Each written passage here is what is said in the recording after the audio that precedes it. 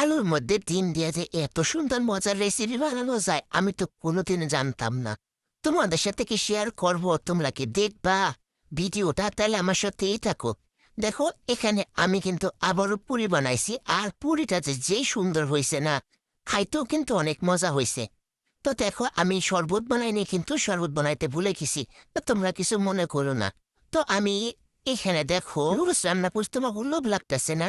তো লুরুসের একদম রেসিপিটা তোমাকে সাথে শেয়ার করে আসো। দেখো, এটা কিন্তু তোমরা কেউ সেমাই ভাববো না, এটা কিন্তু সেমাই না, এটা হলো সৌদি আরবের লুডুস লুডুস।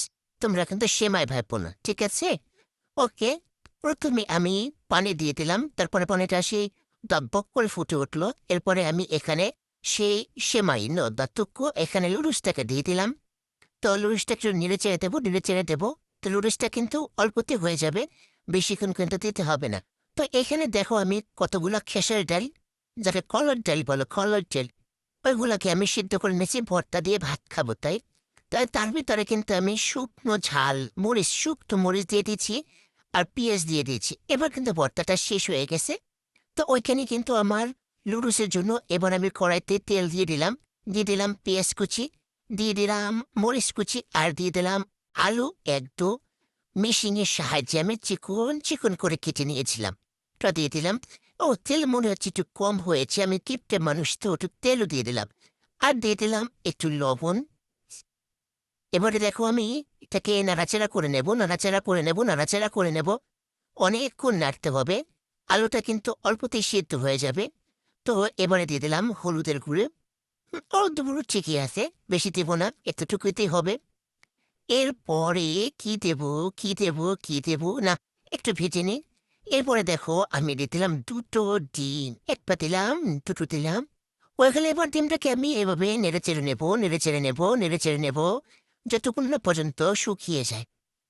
এরপরে কি দেব ভেবে পাচ্ছি না, বন্ধুরা তোমরা বলে দাও। তো এবারে দিয়ে দিলাম, দেখো সেই সময়টাকে না। তো আবার আমি ভুল করতেছি, আসলে আমার মাথায় সমস্যা আছে। এবার নুডলস দিয়ে দিলাম, আর নুডলসটা একেবারে নরম হয়ে গেল।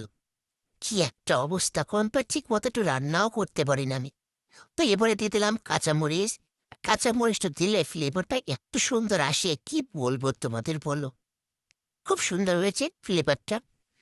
তো দেখো, আমি আসলে রান্নাই করতে পারি না ঠিক মতো। নুডলসটা দেখো একদম নরম হয়ে গেছে, আর একটা সাথে একটা লেগে যাচ্ছে।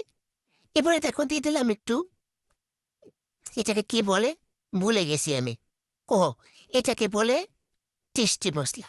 তো আমার নুডলস কিন্তু হয়ে গেছে, এবারে খাবার পালা। তো বন্ধুরা ভালো থাকো, আবার দেখা হবে, আল্লাহ হাফেজ।